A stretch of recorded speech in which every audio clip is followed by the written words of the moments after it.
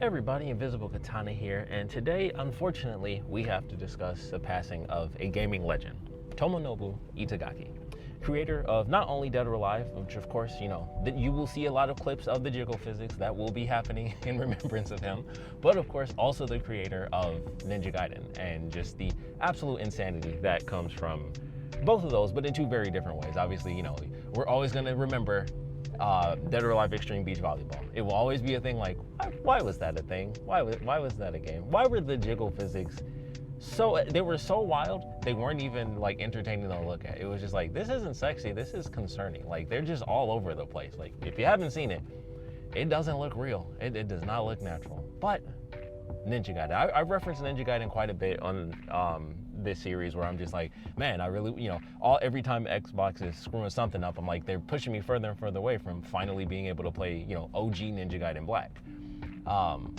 and also the original Ninja Gaiden 2. And so I referenced that a lot, where I was like, man, I've always wanted to play the games. I have Ninja Gaiden Sigma, as well as Ninja Gaiden Sigma 2, and also Ninja Gaiden 3 Razor's Edge. Haven't really played through. I played like 8 hours of Sigma, and then that's about it. And then I was like, okay. One day I realized it's on Xbox, but only on console. You can get OG Ninja Gaiden Black in the original version of Ninja Gaiden 2, which I've wanted forever. Like, once I found out they didn't have, they basically took out blood for Sigma 2, and I was kind of like, oh, I need the original then. I need all the craziness and the difficulty. I want all of that. So I've always been a fan of the franchise. Just, I'm a huge Ninja fan. I'm a huge fan of difficult, action hack and slash games. Obviously Devil May Cry, Bayonetta. So it's right in there, just maybe on like a harder difficulty when it comes to Ninja Gaiden. But I've always loved the franchise. I definitely enjoyed Dead or Alive, even though Dead or Alive, when it came out, it was like more on the Xbox side of things, and I had an OG Xbox, but when it came to fighting games, it was like, all right, well, like most people, it's like, yeah, I'll pick up a Mortal Kombat, but Tekken was like my fighting game. Like, that's my number one fighting game franchise. But I always appreciated Dead or Alive, and it actually has a super unique place for me personally, because this is, in the olden times, Dead or Alive was actually like the first game where I consistently watched esports tournaments. Back in the day when it was like, DirecTV now has esports, when it was like the first time they'd ever done that, and it was insane. It was like, holy crap, I can just watch people who are way better than me, infinitely better than me at video games, at least very specifically, the ones that are in the competition. It's like, I can just watch people do Azuna drops, and it just looks cool. It's like, yeah, I'll check that out. And so that's like my intro to like actually watching, esports tournaments and stuff. Not that I do it very often now, but fighting games was always the thing. I was never big on watching like shooters and stuff like that, but in that brief window, Dead or Alive got me in there, and I was kind of watching everything at the time, but Dead or Alive was the one where I was like, oh, I always enjoy watching it, because that was, if there was ever anything that Dead or Alive always had, was fluidity. Like, even back in the day, it was like, man, Dead or Alive just visually, I think Dead or Alive was probably like the first game where I swear it looked like it was 60 frames per second. I think that was like the first time I ever saw like such fluid motions, especially in a fighting game, but in gaming in general at that point, it felt like you got that. Maybe Virtua Fighter, every 100 millennia when that game popped up, but Dead or Alive was the other one. And I always thought, man, this game just looks super effing cool, and it was fun to play. The bits and pieces when I would have my experience with it, I certainly enjoyed it. It's obviously like, what, 3 or 4 different characters are straight out of Ninja Gaiden anyway, so it's like, well, I can just pick the ninja characters if I want to, and if not, there are still other characters that are definitely cool. But of course, you're gonna go with your Kasumis and Ayane, and of course, Ryu pops up himself, and it's like, well, I like that guy too. But there's other characters. I think the only character I can think of is Hitomi by name, and she's like the brawler. But I always, appreciated the franchise, and like I said, it was definitely that one that was really like my big introduction when I officially got into watching esports, and it was like, man, this is super fun. Just, like I said, watching insane Azuna drops and be like, this is actually like super exciting to watch people play at such a high level. So Ninja Gaiden and Dead or Alive as a whole, they both have very different, but both very special places in just my personal life. And I've mentioned this before, but this is definitely the episode to reference it again. When the Ninja Gaiden collection was first revealed, I made a post where I was like, dang, I'm super mad that I bought all 3 games separately on the PS3, and then I barely got to play them. And it was like, man, I could have just waited, and I could have just got everything together, and I was upset about it. And Ninja Theory like that post, and I was like, these people are just evil. And part of me likes to think Itagaki was behind that himself, because clearly his style of being like, I just want things difficult and just challenging, and his direct nature of how he wanted the things he created, I'm like, clearly it was in the air over there, because that was super mean that they did that, but I'd laugh at that all the time. So definitely a good spot to reference that happening when they announced the collection, and I was upset. They actually liked it. I was like, these people are evil, but definitely awesome. And of course, I mean, heck, Ninja Gaiden 4 is actually coming out in a week, if I'm not mistaken. Like, it's insane.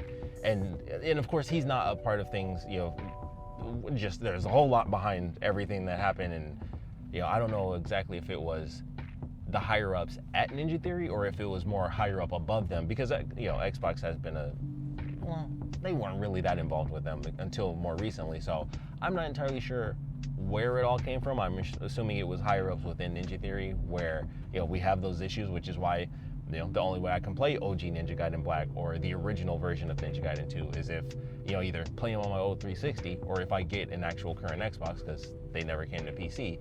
And they kind of just, in a sense, kind of crap on what he created as far as Ninja Gaiden Black. If you looked up all the videos, you heard what everybody had to say about it. So I won't reiterate all that stuff here, because we're celebrating and not really talking about the crappier side of things. But definitely unfortunate. It's always unfortunate when anyone passes, but of course, being a part of the gaming community, and this is one of those crazy situations where I have such an attachment to it, despite only having my couple of hours really with Ninja Gaiden 1.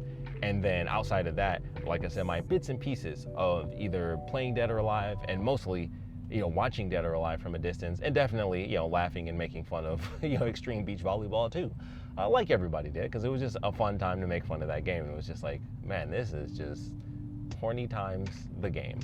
But definitely legendary creator passing, and that just really sucks. Like, definitely one of the big names out there. And like I said, it's just the crazy timing, of course, with all the conversations that are clearly going to be starting. When it comes to Ninja Gaiden 4, the conversation was going to pick right back up. I don't expect that game to be bad. I mean, it's Ninja Theory, plus they got Platinum Games. Basically, the way it seemed like they were doing, even though they probably would never actually say this, but even when it was first announced, it was like, it almost seems like Ninja Theory is doing Ryu.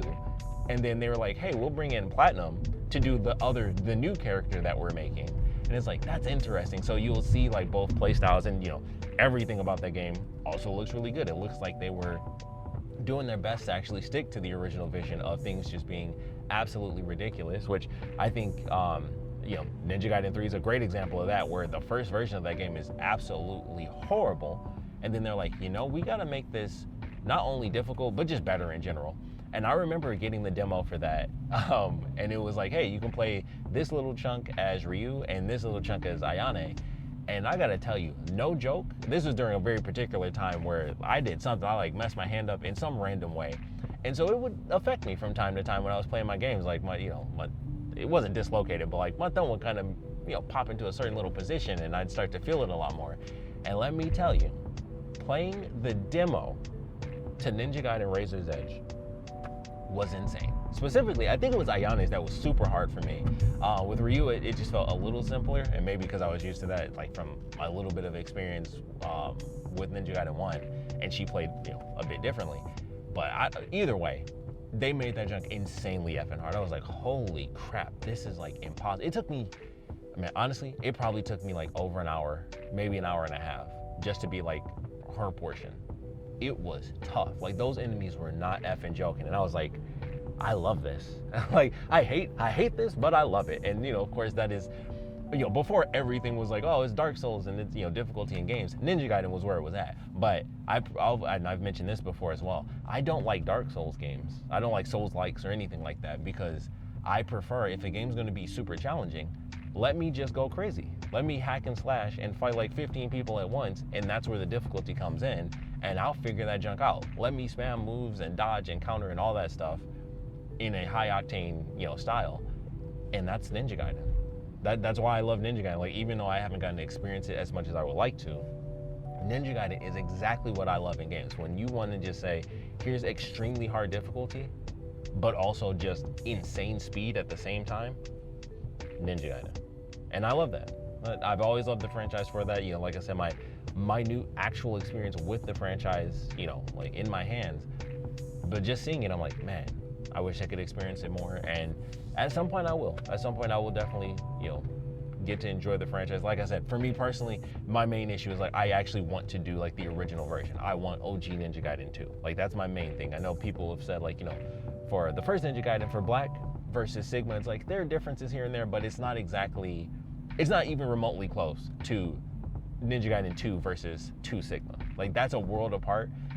Black and Sigma are much closer. It's like definitely differences here and there and extra characters and stuff like that. So still very different experiences, but it's mostly like, well, if I'm starting over anyway, because it's been 100 million years since I played Ninja Gaiden, which you can check out on my channel if you want to check out like a really old gameplay, like a bunch of episodes of me doing Ninja Gaiden, and then eventually just stopping at 8 hours in. Life is just weird like that sometimes, but you can check that out if you're interested in a very old portion of me playing through a game. But I enjoyed what I played, because of course it's an amazing ninja game, so I was having a blast. But I one day, if I was rich, I'd already have an Xbox One, and I'd actually, or Series, whatever the effing consoles are called, the Series X, I would already have played it. But I'm waiting, because I want it to be the original Ninja Gaiden 2. Like I don't want to, I've looked at enough to know that I don't even want to sully it with Sigma 2. Like it has to be OG, and I'll figure it out one day for sure. But I still love the franchise just because there's admittedly not enough ninjas. Personal opinion, of course. That's why I'm a huge fan of like the Ghost games, like Invisiblekatana for a reason. I love like all things samurai, ninja, all that stuff. Like I'm huge on all of it, and Ninja Gaiden is the franchise. Obviously, classic version and then more modern style as well. And it's just like I love it. I love those games, even though I haven't gotten to experience them nearly as much. But it's very unfortunate to have someone that created something that has on two sides, like I said, the Dead or Alive element of it as well, which I feel was way more consistent. So I feel like Ninja Gaiden would come out and you'd have like its bits and pieces here and there every couple of years, but Dead or Alive was the one that was like, I mean, it feels like there's a million Dead or Alive games, and hopefully we'll see what happens with the future of that, because even the last one had quite the turmoil with the microtransactions and all of that stuff, unfortunately.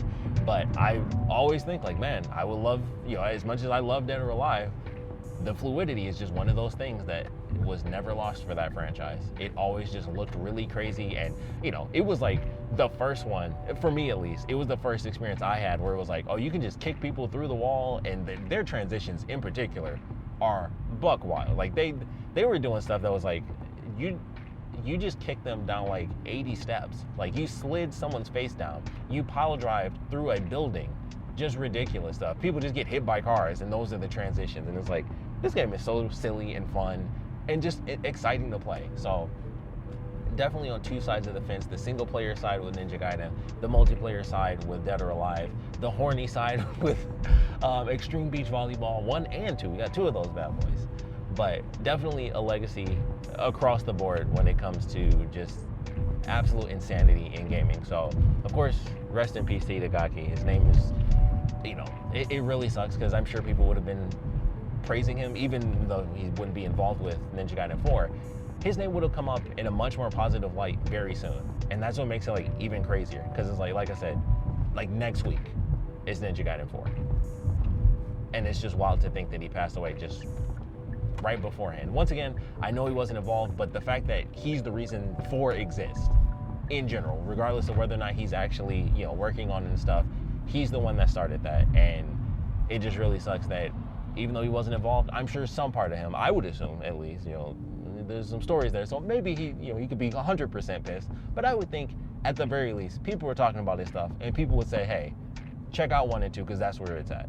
Regardless of where things are, check out where it's been, and his name would have come up in much happier ways.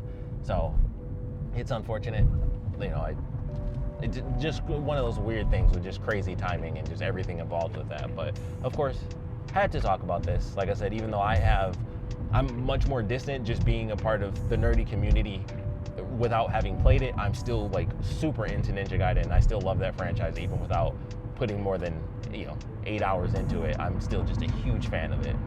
But had to do this episode. Definitely not what I wanted to talk about today. So that really, and it was like, as soon as I got up, it was like the first bit of news I saw this morning. And I was like, oh, that sucks. I was just like, man, that just sucked all day. But had to do an episode talking about it. Of course, want to know your Ninja Gaiden experiences, dead or alive, extreme beach volleyball. If there's no shame in your game, you can talk about all of it. But we'll love to know, like, just all thoughts on Ninja Gaiden and your experience with it. There are definitely people who are more ingrained into it where, they can flat out say like, hey, Ninja Gaiden is my favorite game. I don't have that personal experience to it or attachment just because I didn't really get into it. I don't know what the deal was. I don't know how I didn't buy Ninja Gaiden as a kid. Granted, I was a kid, so it's not like I was buying it myself, but I do look back on it and think how absolutely insane it is that as someone who owned a 360, I just never bought Ninja Gaiden 2. I never bought 2, and I never went back to get the first one, and I don't know how that just kind of slipped through my fingers, but somehow I didn't buy like an epic Ninja game. Really weird, but I know that there are people who experienced it a lot more than I did. Same with Dead or Alive. There are people, like I said, Tekken's my number one, but it's Dead or Alive. There are a buttload of people where Dead or Alive is their number one fighting game. Guaranteed. I mean, the amount of games they had, I think that, kind of settles itself. They were able to get up to, I don't even know, was the last one 6, if I'm not mistaken, was the last one. So when you got 6 games in the franchise, clearly it's somebody's favorite. Definitely the start for me as far as the esports, like I said, but it was very unfortunate time in the gaming community, in a million different ways, but losing a creator like that who just made some awesome stuff like that, it just sucks, So definitely had to make this episode. Like I said, we'd love to know how Ninja Gaiden and Itagaki's, just everything he made, how it impacted you. Ninja Gaiden, Dead or Alive, Extreme Beach Volleyball, whatever it is. I will love to hear your comments or read your comments down in the comment section below. So definitely do that. Get out there, play some games, enjoy Ninja Gaiden 4 if you're looking forward to it. Play the original Ninja Gaiden games, or just experience Ninja Gaiden in any possible way that you can, because it's awesome. But try to do the original version of 2. Just saying, I looked into it enough to know. That's how nerdy I am. I might not be able to afford a console just to do it, but I'll know which one you should play and find a way to play OG Ninja Gaiden 2. We all should. But thanks for watching. See you guys in the next one.